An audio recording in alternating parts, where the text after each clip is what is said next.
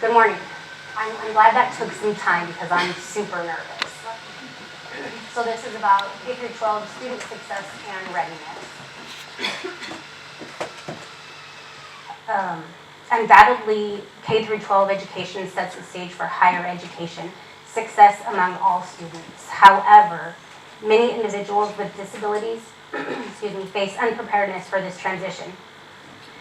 Early introduction to assistive technology like Braille, screen readers, note-taking tools is super vital. K-12 should enable students, regardless of abilities, to discover their effectiveness, their learning methods before college. This demands passionate educators to ensure people with disabilities have an equal shot at success. So, I have to go on back and forth. A little bit about me. I started my journey when I was super, super young. My mom worked with adults with disabilities, and it was a broad spectrum of disabilities. And she would work her normal 40-hour work week, and then sometimes she needed to pick up an extra shift, and I would beg my mom, please, can I go to work with you? Please let me go to work with you.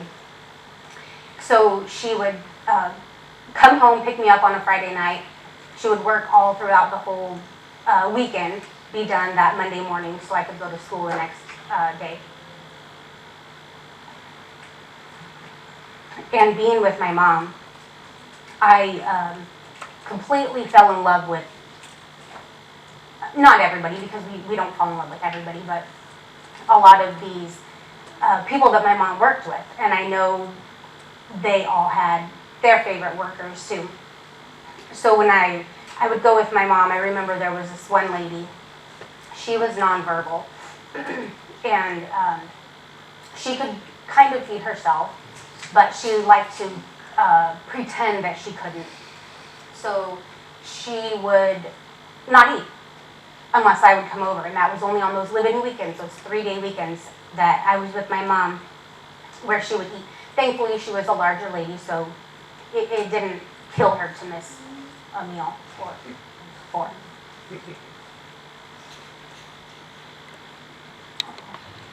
No, sorry.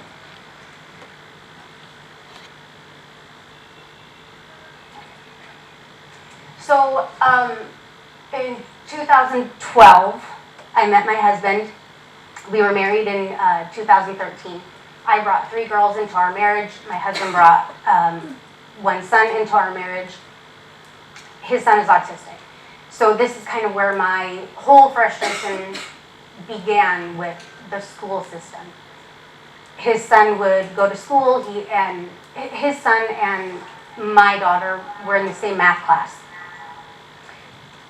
My daughter would have lots and lots of homework. When she would come home, his son would have a few problems. He wouldn't have the same amount of work that my daughter had. So it was frustrating because he could do the work. It wasn't like he couldn't do it. He was very good at math.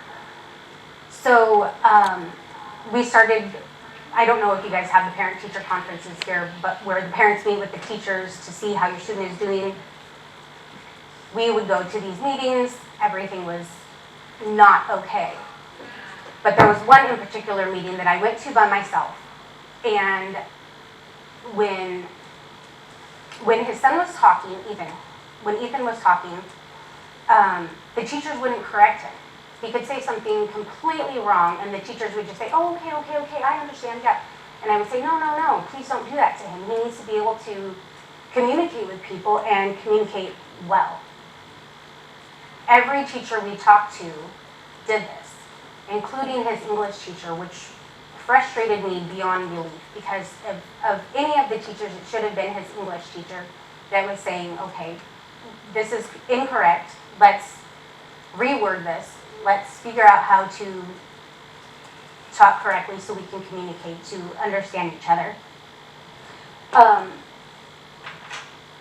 So I think in this one, I was talking with Jeremy about it. It was super frustrating.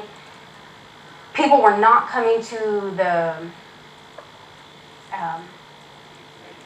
the IUP meetings. The teachers were just not showing up. There might be one person or two people that were showing up, but this was frustrating. So Jeremy decided something needs to be done here. I'm gonna file a suit with the Office of Civil Rights, so he did.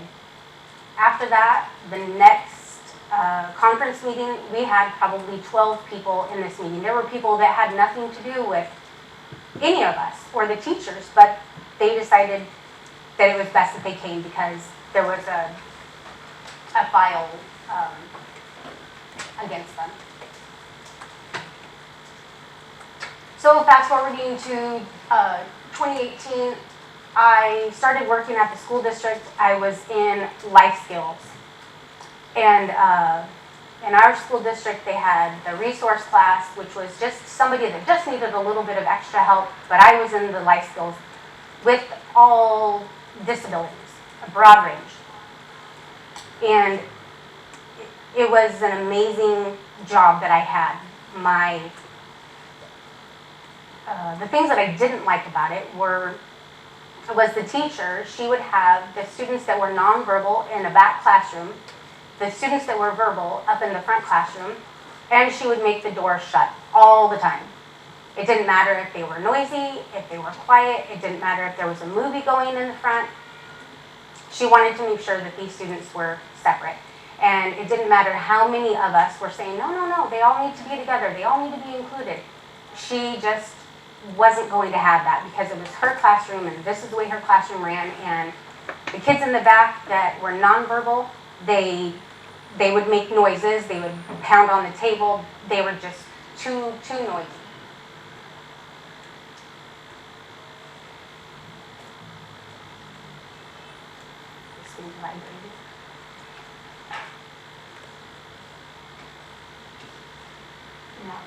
Okay, so navigating educational challenges. So I want to say before we go any further here, there are a lot of parents that are completely involved in their children's education, their lives, their upbringing. They want the best for them, and they are the best advocates for their children. Unfortunately, in the classroom that I was at, the school that I was at,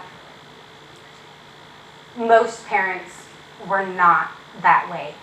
They didn't care about their children's education. They would get a call home and they wouldn't answer. They would see the school number pop up. So then we would call from our personal cell phones because there was an issue that we needed to talk to the parents about, but they wouldn't answer their phones, so we would have to use our cell phones so they would know that it wasn't us calling.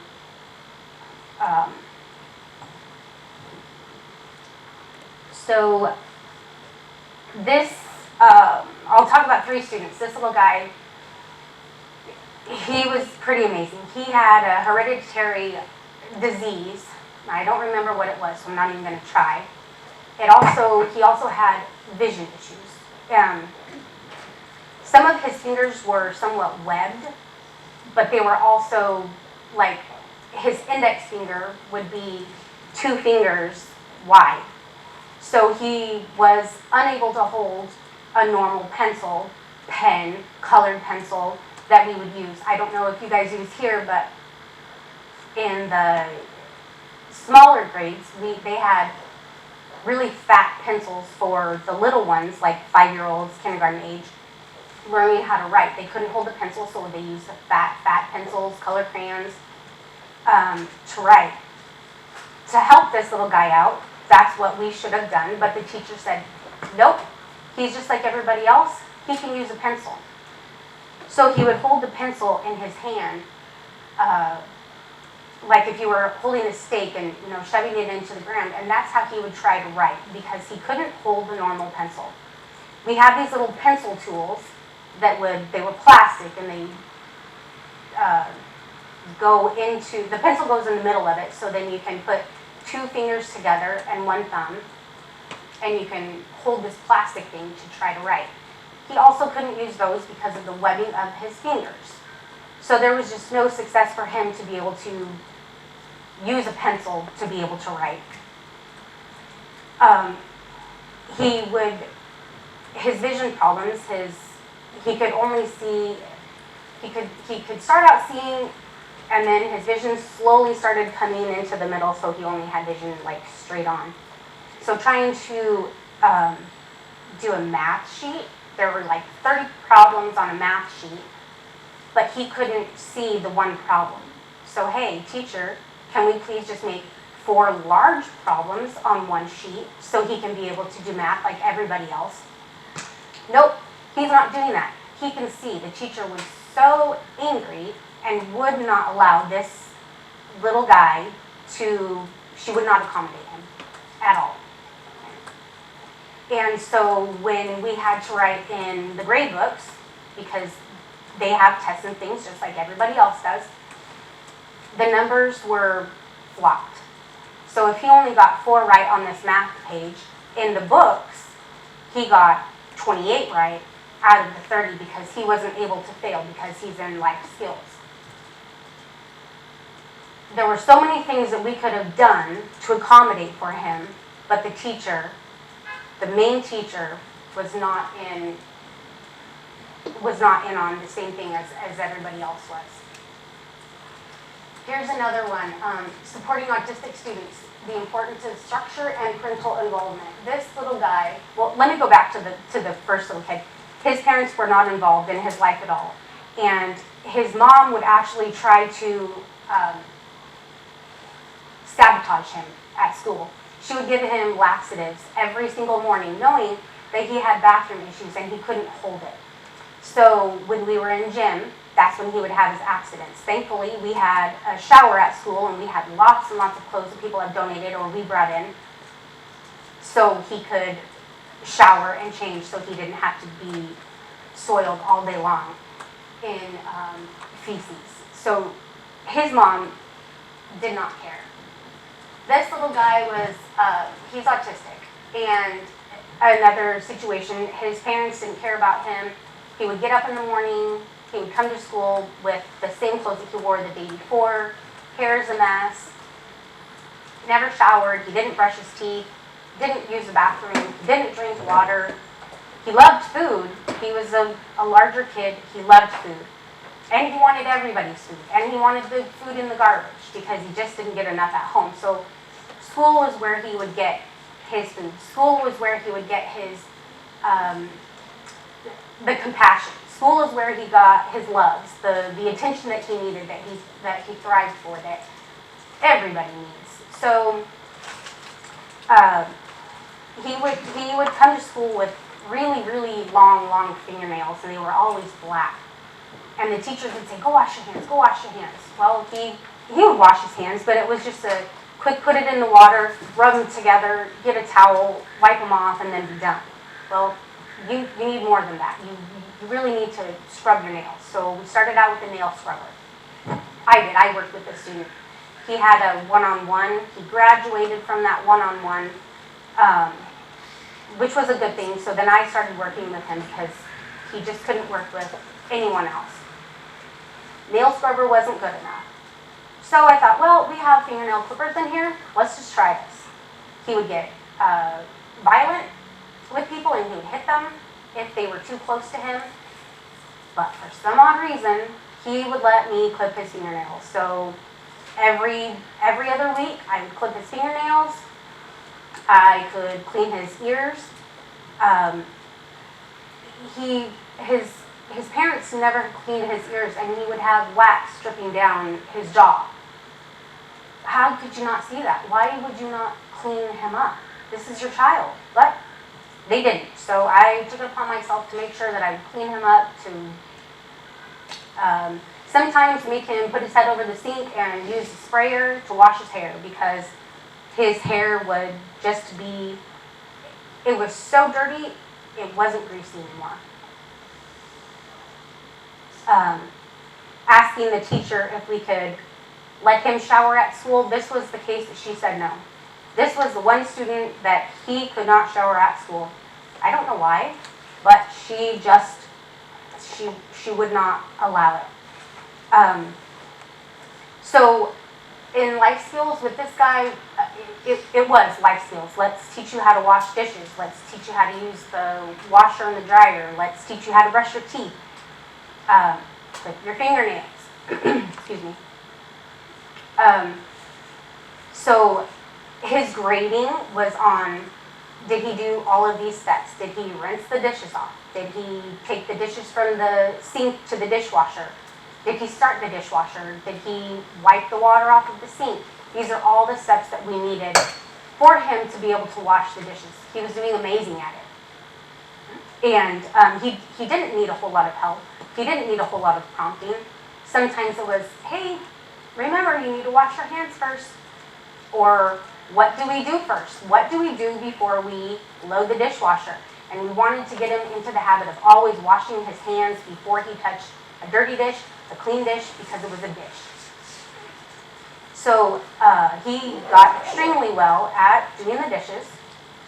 And it was right before spring break. We talked with his dad, said he's really good. You know, you should really continue these skills at home because we don't want him to lose that when he's at home for this break and then he comes back and then he loses it all. So please make sure you're having him wash the dishes, make sure you're having him fold the laundry. He needs a little bit of help pouring the soap into the washing machine with your clothes. So watch that because we had a big, huge mess with the soap. He poured a whole bottle of soap in there because we weren't watching. It was such a disaster.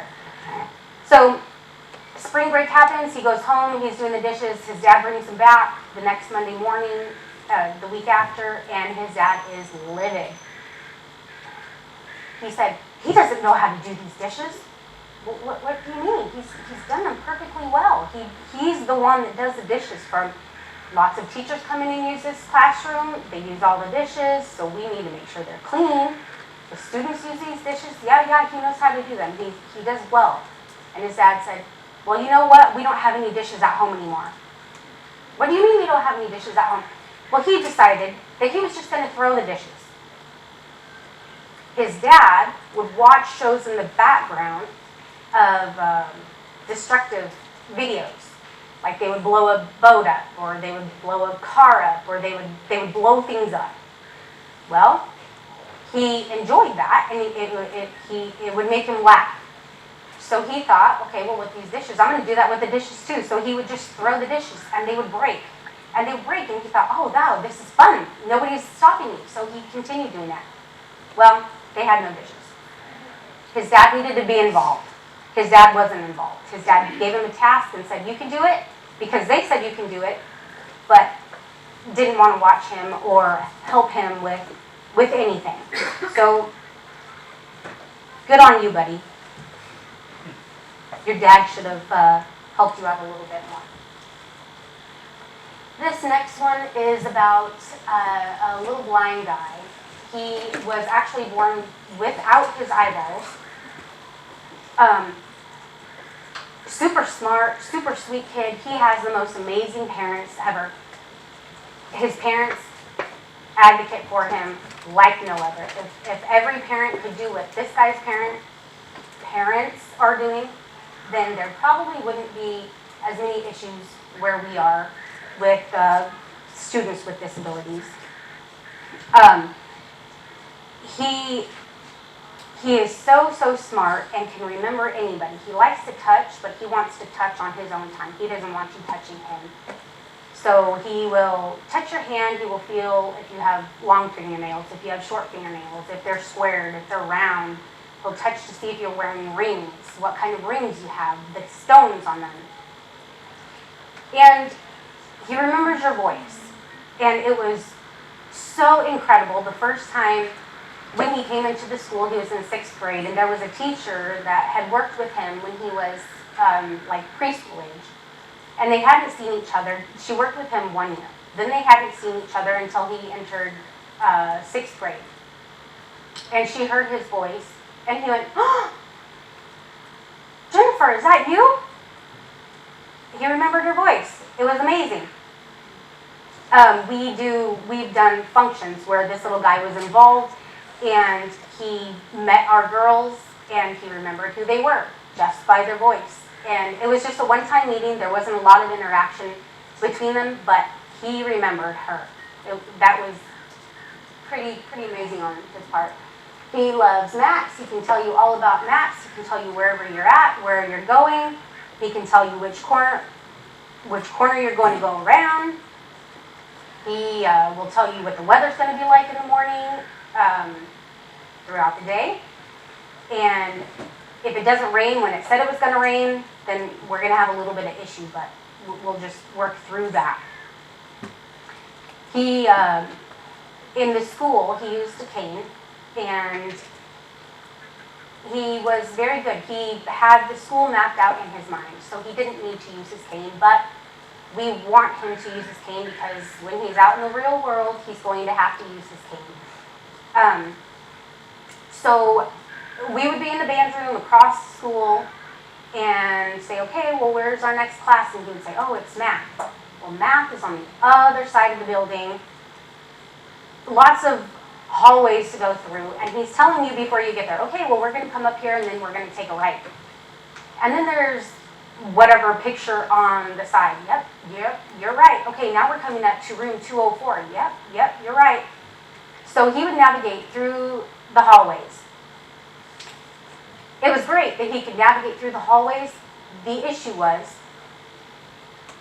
he was the one that would leave before class got out, before it started, and he would leave before it got out, so he could navigate through these halls.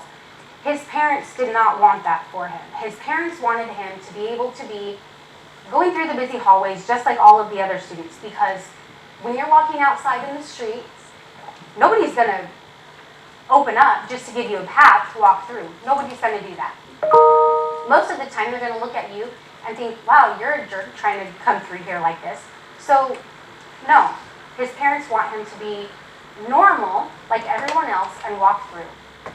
The teacher, this is the same teacher for all, she says no, he needs to leave at this time. She did not want him holding on to you. She did not want him touching you. She wanted him to walk through the hallway when there were no students using his cane the whole time. Is that the way you use your cane? Is that the way you use your cane? And his mom would get so upset because, again, she wanted it to be like he's out in the real world with everyone else. So he would navigate these hallways. He did extremely well. We get into math class, and his math teacher is also blind.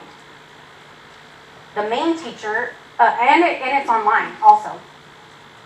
The main teacher, she doesn't like this because she doesn't think that he's learning math like he should be learning math.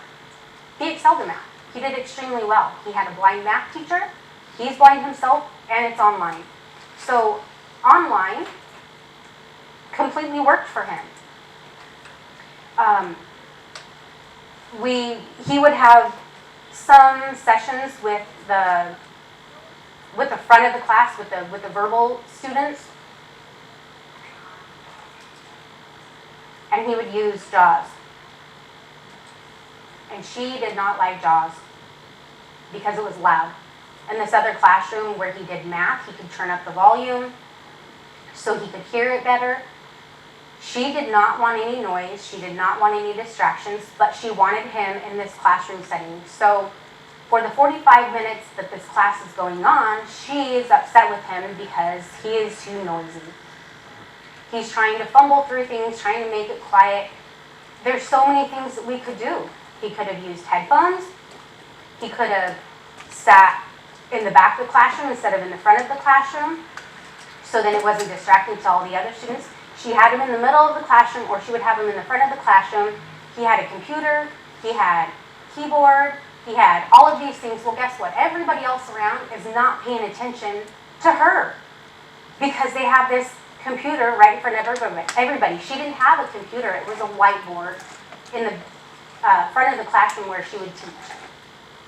Well, that was distracting for all the other students in there because they're just paying attention to the voice coming from his computer and the computer itself sitting there.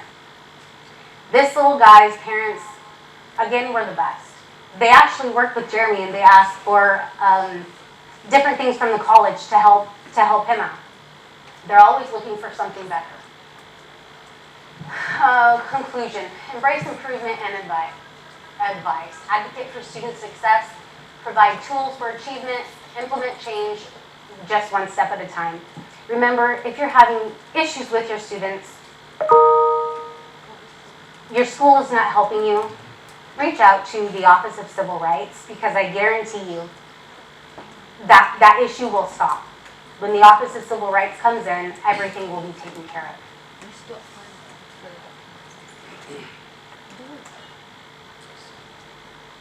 I see people writing.